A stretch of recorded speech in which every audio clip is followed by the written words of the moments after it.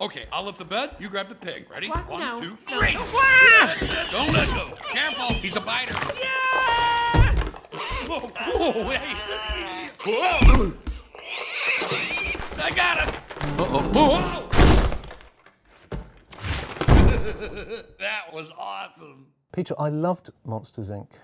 This one felt like more like a kind of B-side for me. Yeah. I mean, more and more with Pixar movies, I feel like we're on rails. We're on very, very rigid, predetermined rails. It's like a theme park ride. I mean, the way that the screenplay has been constructed, it's so fanatically micromanaged. It looks like a lot of other movies. It looks like every other buddy movie, every other sports movie, every other campus movie. It has a weird similarity to last week's The Internship. It is eerily similar. That's not to say that I didn't like it, because I think you'd have to have a heart of stone in a way not to enjoy it, because it is funny, but it really is predetermined in a way that Monsters Inc. wasn't. Monsters Inc. was so left field. Yeah. People just didn't know what to make of it, and now it's absolutely rigidly laid down. Henry, did the magic work for you?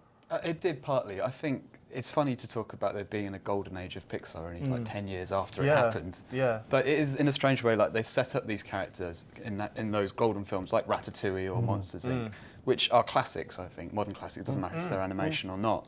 And now you have this thing where they're making a franchise out of the same characters in quite a boring setting, really. You know, you've seen all the tropes that are shown here before in the American university environment. Yeah.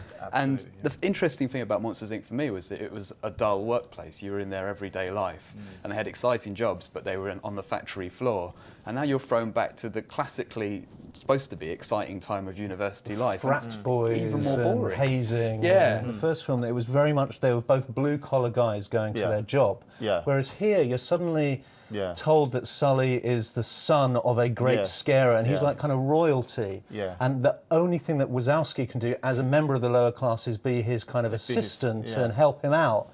And it felt like I was watching, you know, the early years of George Bush and Karl Rove. Yeah. The college days. Yeah. And it just felt that's not what the first film was about. No, they weren't privileged. They weren't an elite. Whereas this is about sort of the elite, the college elite. It doesn't look like any old college either. It looks like Princeton. It really does. Yes. So, Henry, if we've now come off the back of the golden age of Pixar, is this now them coming down with sequelitis? Is this now them being just another studio and cranking out the franchises?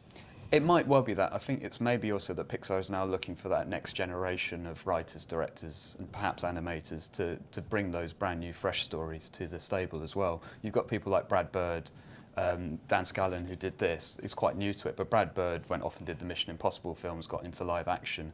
And without those defining voices, I think it's difficult to make characters and to make stories that become as endemic in our culture as something like Monsters Inc. or even Ratatouille did. So it might be a case that they're just waiting for the new class to come through, and when they do that, we'll get great Pixar movies again.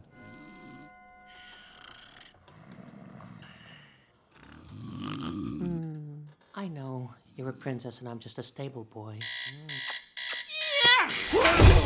Mom! What are you doing? Your grubby paw was in my bed! Were you kissing my hand? No. And what about you with all your shedding? I don't shed. Really?